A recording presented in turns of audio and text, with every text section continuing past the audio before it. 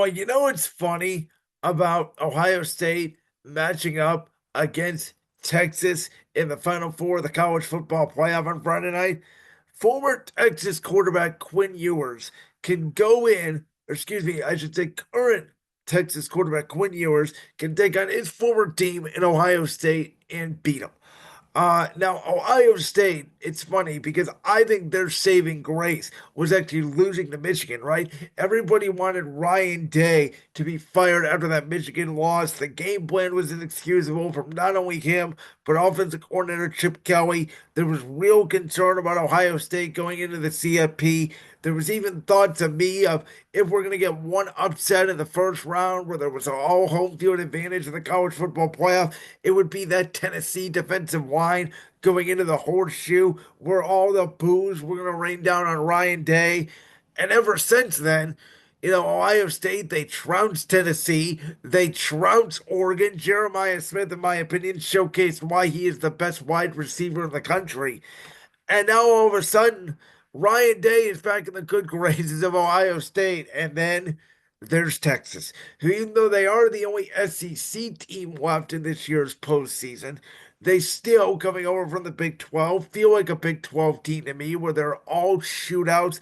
Their defense has not played well, even against Arizona State, where they sort of let them get back in the football game, in my opinion, and played with their food too much and arguably should have lost that game. Same thing kind of felt like with Clemson. Game was over at the end of the first half, and then Clemson makes it a game or would have been going into the fourth quarter.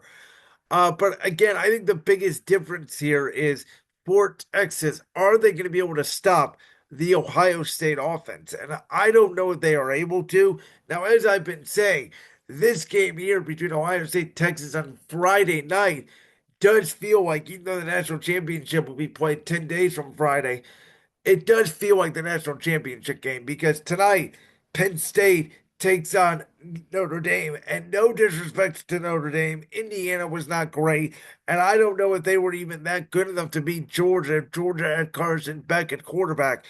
I'm not saying James Franklin and Penn State are a great football team, but I think it's a very real chance, and I would love to see an all Big Ten national championship game between Ohio State and Penn State because the funny thing about it, Penn State fans don't trust James Franklin because he can never win the big one until this year, obviously. Ohio State fans don't trust Ryan Day, and it does feel like an Ohio State Penn State game, loser could get their head coach fired. Um, I think that, hopefully these last three games, if you will, of the college football playoff live up to the hype. The only game of the CFP so far that had any sort of drama was that Texas Arizona State game, and it really took an incredible comeback by Arizona State in the fourth quarter to make it a game. So I get it from the rating standpoint, from the revenue standpoint. There's a reason why they expanded the 12 teams. They're not going to go back, obviously. I think there's a world out there where they expand to 16 teams down the road. I think next year, we won't get the four conference teams automatic buys, considering the fact that, Georgia and Oregon and Boise State and Arizona State all lost in their first neutral site home games. Maybe the committee rethinks how we do the buys. But this college football playoff was supposed to see more competition because the 14 playoff mostly saw blowouts. And while this college football regular season, in terms of competitive games, may have been the most entertaining we've had in decades, this postseason, in my opinion, in terms of that, has been another failure. Now, I know some people like blowouts, and I know, there's all of this that, we're not supposed to expect competitive games. But when these games like Ohio State, Oregon, and even Notre Dame, Georgia to extent are over, 10 minutes in or even by halftime, it sings you out as a viewer because you prepare this time and your valuable time to sit down and watch these games and study and watch these teams and make predictions, and then we look forward to the draft and all that. And when the game's 31 nothing, 10 minutes in, it just takes all the sig out of it for me. So My prediction, though, is I think Ohio State will go in. I obviously think Quinn Ewers will be motivated. I think he'll play well. I just don't know if Texas has the capabilities of the defense side of the ball to stop Ohio State. I think it's possible. I think that, we could get a shootout here for Ohio State. They obviously have to hope that Will Howard plays well, continues to not turn the football over, continue to use Anderson in that run game. Well, I think the game tonight between Penn State and Notre Dame is a different game.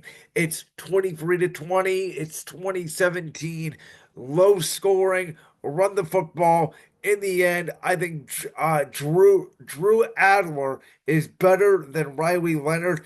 I think that's the difference. I think Adler makes a few more plays, and I think we do get an all Big Ten national championship game between Ohio State, Penn State. Ohio State won the game at Penn State this year. They will obviously be looking for revenge. James Franklin has not been able to knock off Ohio State. It's been his nemesis for years. Excuse me. What a storyline that could be. But I would favor Ohio State. Like that clip from the Brandon Sports Podcast? If so, make sure you go down there and hit that subscribe button. While you're down there hitting the subscribe button, make sure to also hit the notification bell so you never miss another upload. And make sure you check out all the other clips from the Brandon Sports Podcast right here on YouTube.